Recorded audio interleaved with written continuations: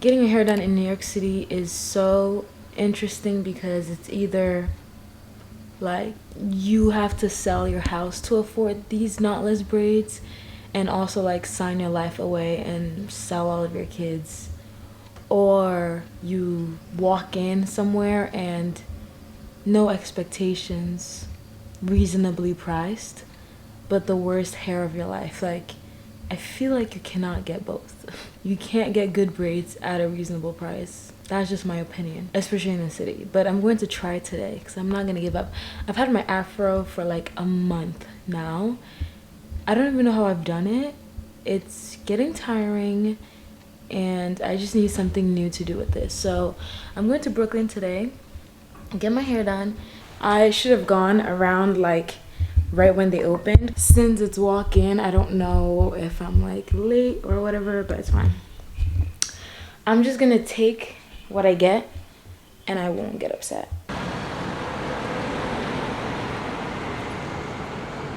First of all, I feel so good that I don't have to worry about my hair in the morning anymore. But it was a turmoil getting my hair done, and I will tell you all about it in a second. But now I'm going to go get Jamaican food because I'm in Crown Heights. I'm never in Crown Heights enough, but Crown Heights always has the best Jamaican food, so like I have to take advantage of it while I'm here, you know? What do you need, a medium, small, large? Medium. Sure, just 1 second.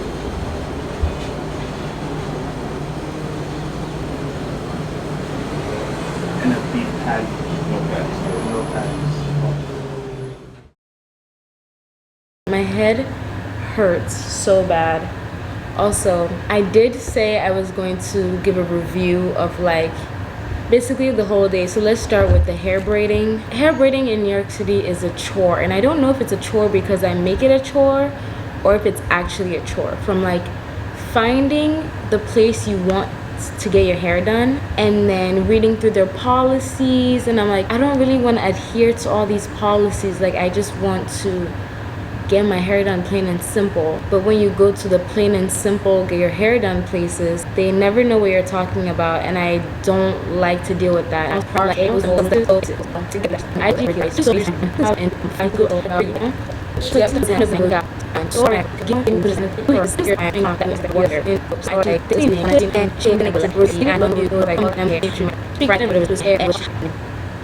I asked her, you know, can you start the twist like knotless so that it's flat and it's not like, you know, knotted?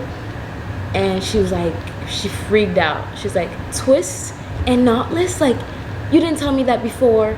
And that's basically knotless braids, so I'm going to charge you more. And I'm also going to charge you more for wanting me to put beads at the end, even though you bought the beads.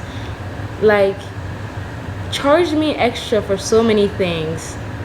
And then also parted it so large that like at this point it's just large twist instead of like medium. I know, sorry, is this annoying? Maybe I'm complaining and I need to shut up and be grateful. I am happy. I'm happy because my hair looks good. The beads look nice. Like, this is a really cute summer style. Like, trust me, I'm happy. I just wanted to vent about the state of getting your hair braided at in New York City. It feels like you can't win.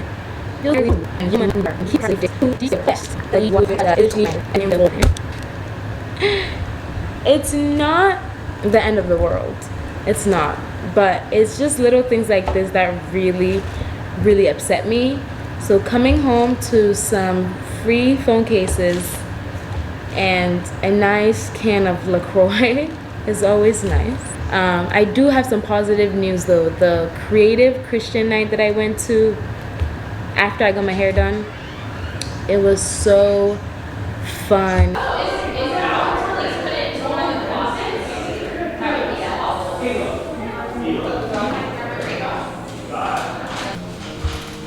No, that's worse. Oh, no. No. I call my friend Pastor Moore? Can you...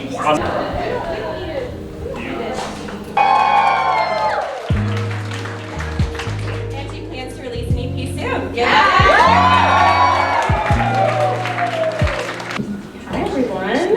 Good night.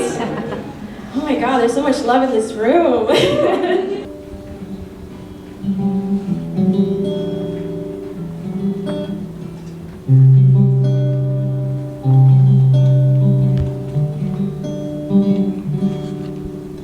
As rivers flow, my love for you grows. I just want to say thanks for sharing like a piece of your heart and like something that's actually important and vulnerable with you, with us. So.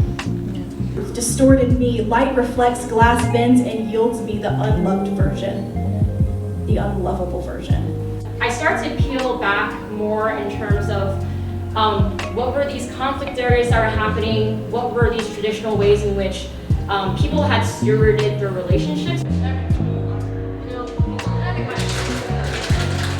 I have a lot of siblings and some of them are still in school, so at the end of the semester they give me all their worksheets and I rip it all up and I basically make more paper from it.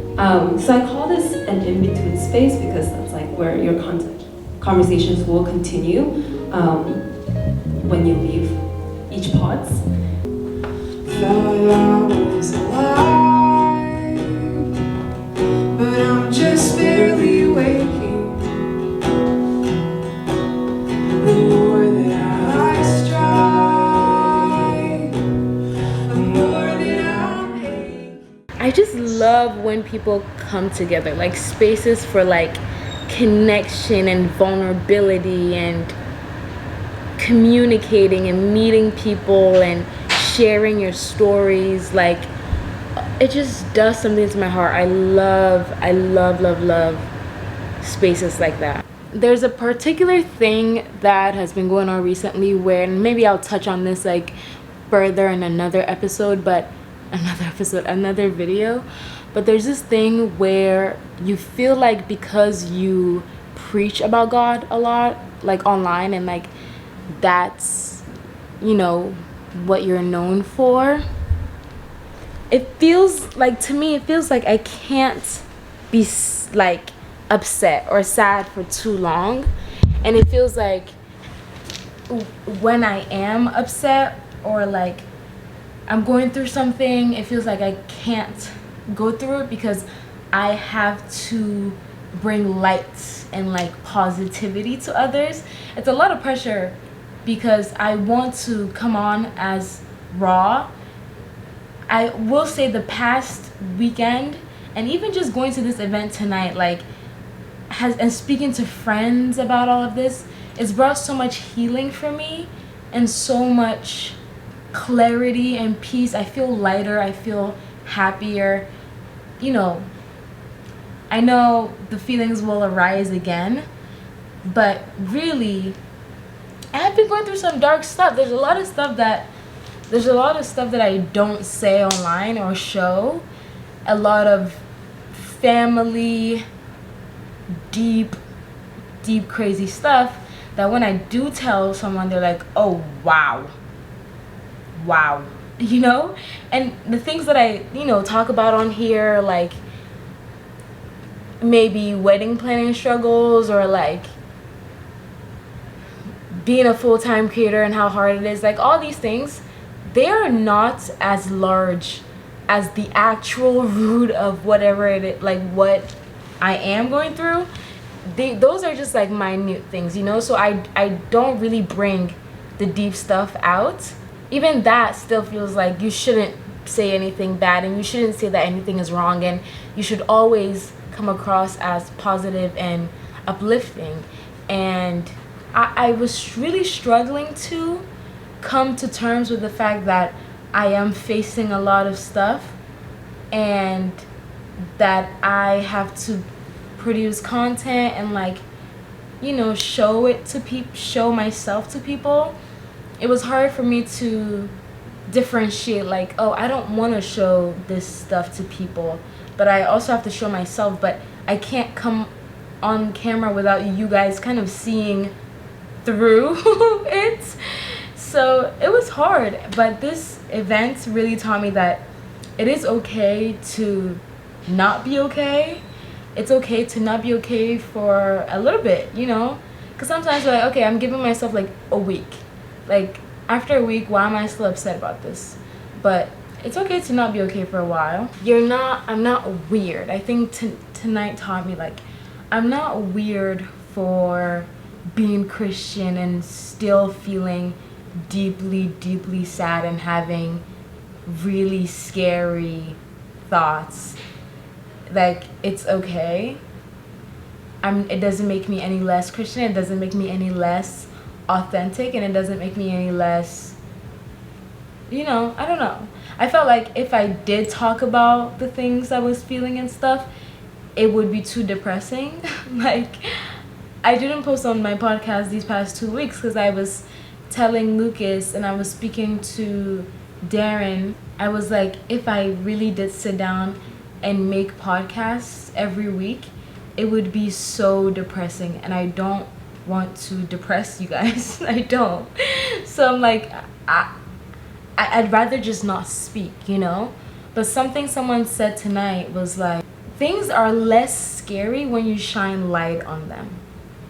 So shine light on it. Like, why? The more I hide that I really have been going through the motions, the more I hide it, the scarier and darker and deeper it feels.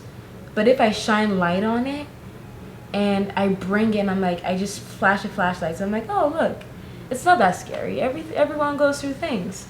And I think I did scare myself a little bit because I had never gone through a period of my life this like dark, and it was very confusing because one of the happiest moments of my life just happened, and I couldn't shake away all the heaviness that preceded me getting engaged. And it's like, oh, I'm supposed to be so happy and excited, but there's this underlying thing that won't go away, and it feels like it's overshadowing everything else. But just shine a flashlight on it. It was very scary because I'm a very like happy go lucky girl, and I couldn't understand why for like months it has just been one thing after the other. Feels like I was being tormented in a way by circumstances, by my own mind, it was and still is very scary. Nothing like this has ever happened to me for like months, Usually like I'll be sad for like a day or two. I remember in college maybe I'll be in bed like, for like maybe a week at a time. But it's never persisted where it's like months. And I don't even know when it started, but I know it's going to end. It's okay. It's okay to not be okay.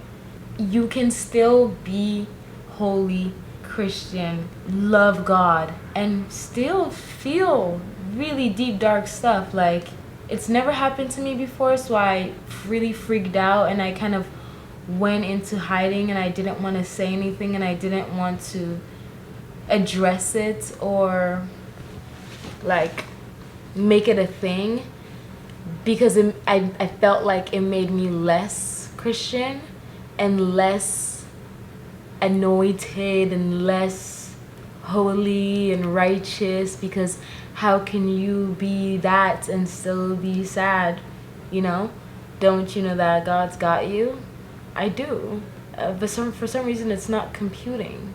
Like, you can still be holy and haunted. Is that controversial to say? It's looking up. I'm only sharing this genuinely because it is getting better. And even if it didn't, it's fine. But I know that, and I believe that it is getting better, because I felt the best, honestly, these past couple of days. I knew something had to change. I didn't know what, but I slowly just let the light in. Instead of hiding it and running away from it and like kind of suppressing it, I just like let the light in. It's okay.